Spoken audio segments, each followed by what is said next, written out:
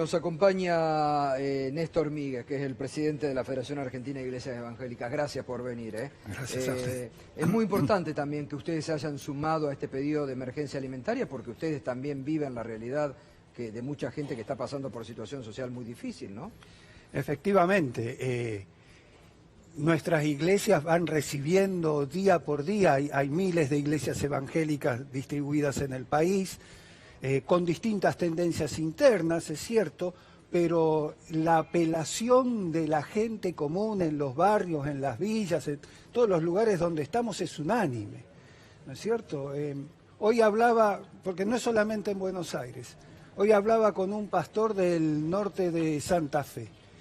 En estos días se le duplicó la cantidad de gente que va al comedor que tienen en Reconquista, pero se le triplicó el costo del alimento que proveen. Es decir, el problema que ellos tienen no es solamente que tienen que darle comer a más gente, sino que cada vez necesitan más recursos para poder hacerlo, porque el costo de los alimentos, el alimento mínimo que se puede asegurar, se ha ido mucho más lejos. Y por eso nosotros insistimos en que no es solamente una emergencia alimentaria, sino alimentaria y nutricional. Porque no es solamente cuestión de dar alimento, sino alimento de calidad. Claro. Alimento que vaya a resolver, o si no resolver, por lo menos paliar alguna cuestión que tiene que ver con los nutrientes necesarios. No es cuestión de llenar a la gente de harina. Es cuestión de que también tenga carne, efectivamente, tenga proteínas, tenga fibra, tenga todos los elementos que son necesarios. Por eso es una emergencia alimentaria y nutricional. ¿Y ustedes a través de las iglesias evangélicas están asistiendo a mucha gente? ¿Tienen muchos comedores? Hay muchos comedores, muchas otras formas de ayuda. No es solamente el comedor. El comedor, en muchos casos, es la distribución de bolsas. Hoy hablaba con un pastor. Mañana viajo al Impenetrable. Ahí me voy a encontrar con una situación que ya conozco porque hace años que venimos trabajando ahí con líderes aborígenes en el Impenetrable. Mañana viajo para ver cómo están las comunidades allí. Pero me decía, no es simplemente dar la comida que damos. Vienen con el tupper para llevarse para el abuelo, para el hermanito, para la mamá que no puede venir. Es decir, y esto uno lo ve multiplicado, el pedido de ropa también. Si me permite una breve anécdota. Hace algunos años, cuando se empezó a distribuir la asignación universal por hijo, justamente ahí en el Chaco, en el Impenetrable, estaba con alguna de los dirigentes aborígenes con los cuales suelo estar, y me dijo orgullosísima, una mamá, dice, por primera vez entro a una tienda a comprarle a mi hijo la ropa que yo quiero, y no dependo de la que me dan ustedes. La dignidad, ¿no? Ese es el punto. Claro. Por eso, ahora, desgraciadamente, estamos volviendo a distribuir ropa. Es decir, la gente ya no puede comprar la ropa porque todo lo tiene que invertir en alimento. ¿Y hace mucho que ustedes no estaban pasando por estas necesidades, estas urgencias? Nosotros, las iglesias evangélicas, usted tiene el ejemplo del Ejército de Salvación. Yo era pastor en el centro de Buenos Aires, en la calle Corrientes, en el 2001, y ahí teníamos un merendero, más de 140 personas en situación de calle todas las tardes. El problema no es que ahora nos enfrentamos con esto, sino que ahora ha crecido desmesuradamente. Desde el 2015 en adelante, pero especialmente en el último año. Pero especialmente en el aparte, último si puedo año. decir una cosita con respecto a esto, digo, la actitud del gobierno que tiene, ¿no? Porque ni siquiera, digamos, no llaman para decir, bueno, en qué podemos colaborar, en qué podemos estar, sino que además tienen una actitud agresiva. Ustedes fíjense, por ejemplo, lo que pasó con Juan Cari y la campaña del Frío Cero, cuando hace un par de meses desarrolló una actividad que lo hace habitualmente. Marcos Peña largó el ejército de trolls y algunos funcionarios, incluso del gobierno, a agredirlo increíblemente. La verdad que un gobierno con sensibilidad, con vocación, hace el contrario, dice, a ver, ¿en qué puedo ayudar? pastor, ¿en qué lo puedo ayudar? A los movimientos sociales. Digo, terminan siendo psicópatas porque tienen desprecio hacia la gente que más necesita. No, se han puesto con ironías a decir hoy Patricia Bullrich, bueno, tienen los comedores para ir. Tienen los comedores si tienen hambre.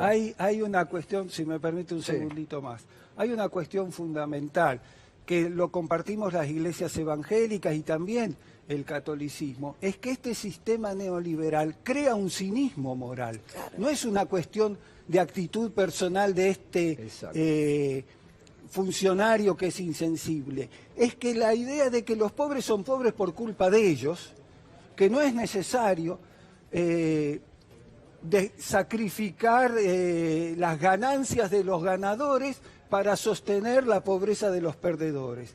Por eso nosotros decimos que lo que tiene que ser no es simplemente un pacto social, un pacto económico, un pacto político, sobre todas las cosas tiene que haber un pacto ético, donde la gente empiece a sentir que la necesidad de mi prójimo es mi necesidad, ¿no? Por eso somos evangélicos nosotros, y porque seguimos el evangelio, ¿no? Total. Cuando Jesús vio la multitud hambrienta, ¿qué le dijo a los discípulos? Vayan y denles de comer. Claro. Y los discípulos le dijeron, no nos alcanza la plata que tenemos. El mercado no te lo soluciona, es necesario la solidaridad para enfrentar estas cosas. Por eso es necesario un pacto ético también. Total. Chino, qué bueno, le agradezco mucho lo que dijo, muy interesante. Héctor, y ustedes desde lo que estábamos analizando anteriormente, ¿qué le piden o qué le pedirían al nuevo gobierno? Bueno, lo primero es eso, es decir, hay una cuestión urgente que resolver, que es el tema del hambre, pero el tema del hambre no se resuelve solamente repartiendo alimentos, sino creando empleo.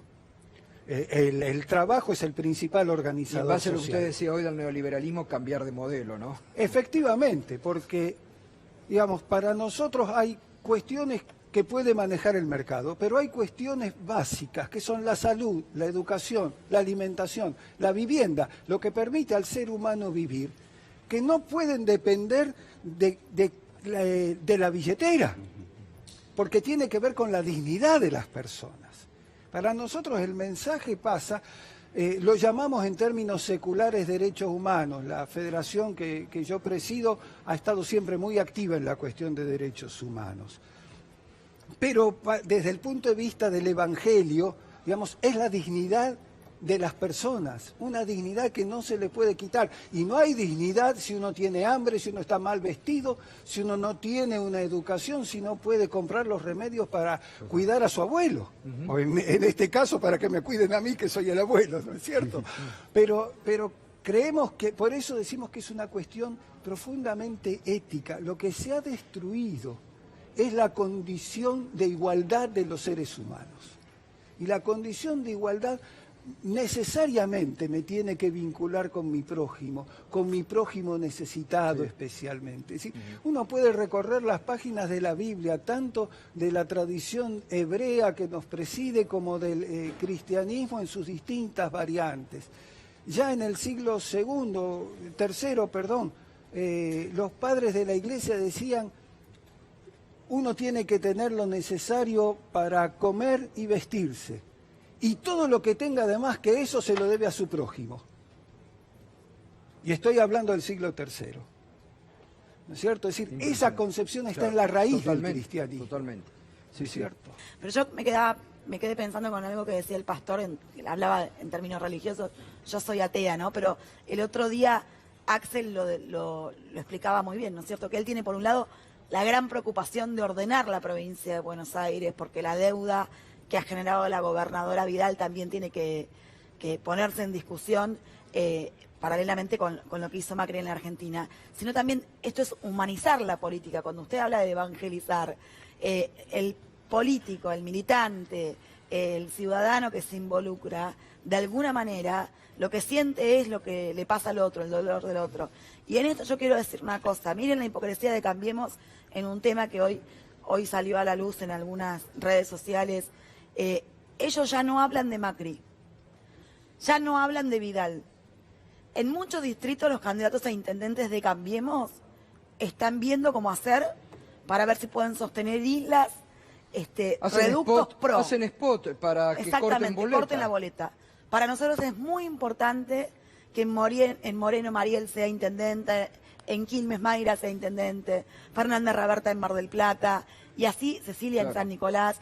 Digo, porque necesitamos articulación del municipio, la provincia y la nación.